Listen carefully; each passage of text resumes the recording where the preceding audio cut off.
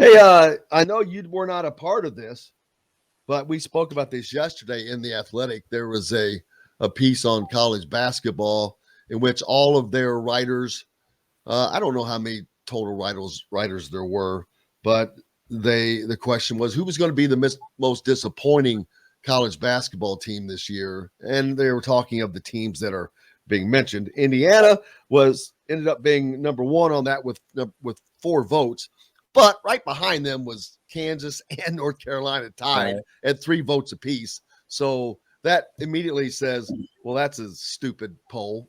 I Well, mean, I think you're in a way it's a compliment because people do have such high regard for Indiana coming into this season that they feel. I mean, they're not expected to finish ninth like they have the last 6 years in the Big Ten. They're expected to win the Big Ten or at least be in the top 2 or 3.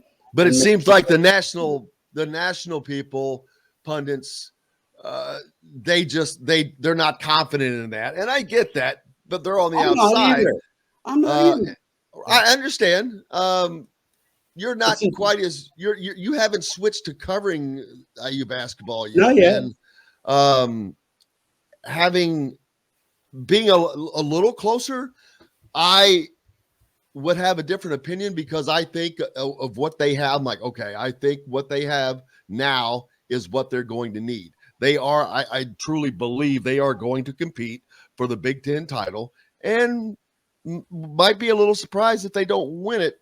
I need a few more games to see the complete team, but they look pretty damn good.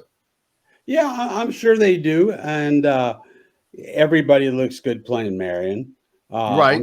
I'm sure they're having wonderful practices, but look, I have not, and again, I haven't been to their practice. I haven't seen them play yet, but this is essentially the same team we've seen the last couple of years, at least when it comes to top end talent. And people forget last year they finished ninth in the Big Ten and barely got in the NCAA tournament. Now, how great will Hutch Shafino be?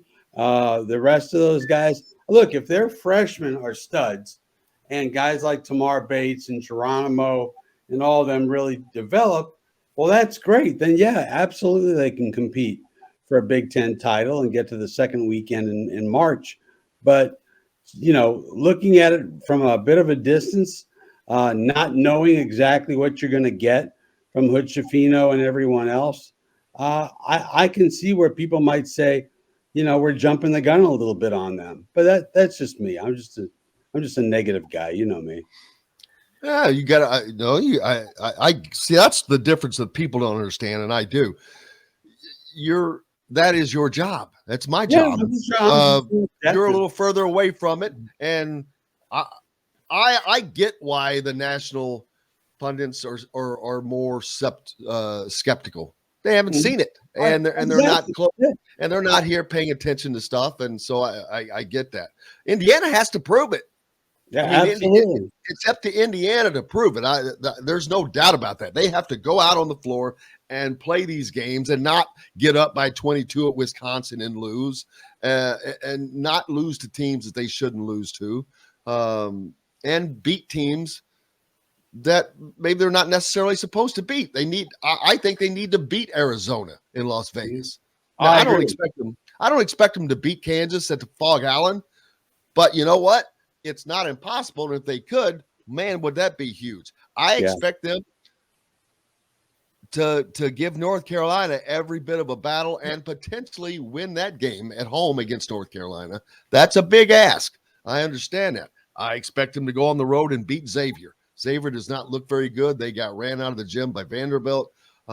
So there are certain expectations that I have for this team this year that weren't there last year.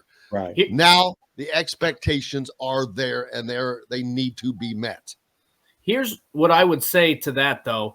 I wouldn't put any stock into those early season non-conference games because look at North Carolina last season. They got ran out of the gym by Purdue. Purdue beat the hell out of Villanova. Yeah. And then as the season progressed, I don't want to say that they got worse, but they didn't win the Big Ten. They didn't win the Big Ten tournament. They didn't get to the Final Four. So to me, those games aren't nearly as important as is this team continuing to improve throughout the season? Because I have a feeling, I think Indiana is going to be a good basketball team, but I also have a feeling that when you're incorporating a lot of new pieces, it's going to look a little sluggish at first. So it's awesome that you're playing those big time games, but if they go, 1-3 in those games, there's no need to hit the panic button, in my opinion. There's going to be some growing pains, I think, with this team because you are going to be pretty dependent on the freshmen. It's how are you playing? And by the way, they've got, I think, a beneficial start to their Big Ten schedule. I think it's like Rutgers and Nebraska or something, like 2 games they should win. So are you getting better throughout the season? Are you at least competitive in those games?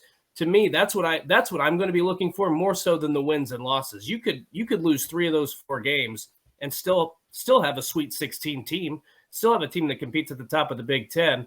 That's why I would say I'm not willing to say Indiana should win those games or they need to win those games. Just show me that you're competitive from start to finish. Because we saw that they shot the ball extremely well against Marion, but that's still a major concern. Xavier Johnson, his erratic play, that's still a major concern. So I don't know. I don't put as much stock in those early season games as I do once the Big Ten starts rolling around. And ironically, I think it was Seth Davis who that was his question mark was Xavier Johnson. It was not the freshman. It was not Tamar Bates' growth, Jordan Geronimo. It was Xavier Johnson, and I get that because that's and especially after this first game, that's the question: can he play within the confines of the rest of this team who seem to be as one unit? Will he stay in control? He's the most important guy in this team, as far as I'm concerned. I mean, he's maybe not the most important, but I think as he goes, so will Indiana. I mean, we know we're going to get from Trace. We know we're going to get from Race. We know we're going to get from virtually everybody who's not a freshman. You hope that the second-year guys take a nice leap forward. But with Xavier Johnson, will he keep his head straight? Will he play good basketball like he did down the stretch last year? I think that's a major, major question.